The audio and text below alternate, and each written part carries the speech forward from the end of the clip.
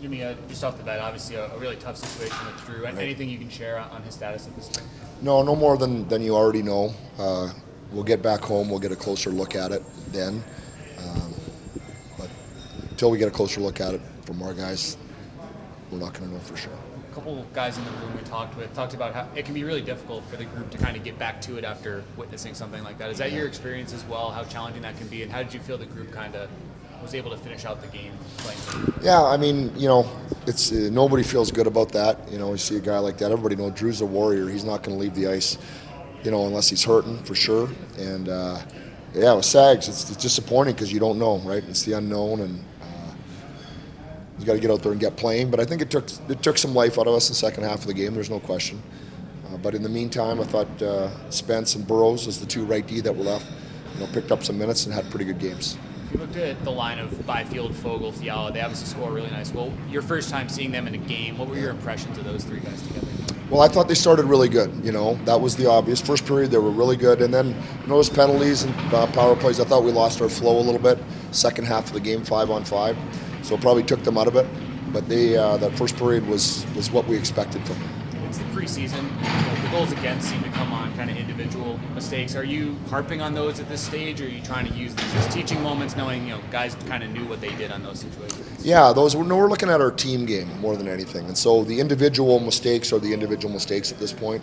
We got to make sure our team game's in place, and then of course those guys know they just can't do that. That's hockey 101. But for the most part, our team game, we came off on a bad change one time, had a bad read in the neutral zone in the second. But I thought we did a pretty good job outside of that.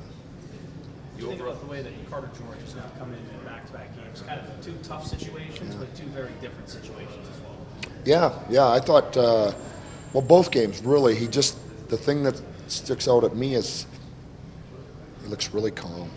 He doesn't waste a lot of movement, and I thought it was great the way it finished for him. He had to hold the lead. Boom, there was some traffic there. He fought through the traffic, let it hit him. Just a really impressive performance by him in the second half. And really by Kemps to start the game, get the Kings jersey back on officially. It's been a long time for him, and he sure picked up where he left off with the Kings. Through the course of the game, what did you think of the team's play through the neutral zone, through the things you've been working on? Yeah, I mean, again, it got sloppy. I thought we lost our rhythm out after the first, but there was one real breakdown defensively, and then we moved it pretty quick offensively. So, no, we like the way we're playing there. I think we're moving it quicker offensively and in a different system. We're adapting to it, but I thought we're in pretty good spots for the most part. This time last year, Jared Woolley was playing junior B hockey. Yeah, now he's out there playing one of 5D in an NHL preseason game. I was very young and raw, but something there with that kid, isn't there? There really is, and I don't know, you guys might know the date he left junior B and joined London. I don't know how long ago that was. I think he started the season there. So what a journey for him. And you can see he's got a tremendous upside. He's got a level of confidence to him too. He's not afraid of the moment. So we'll look forward to seeing him develop over the years, and looks like he's got a bright future.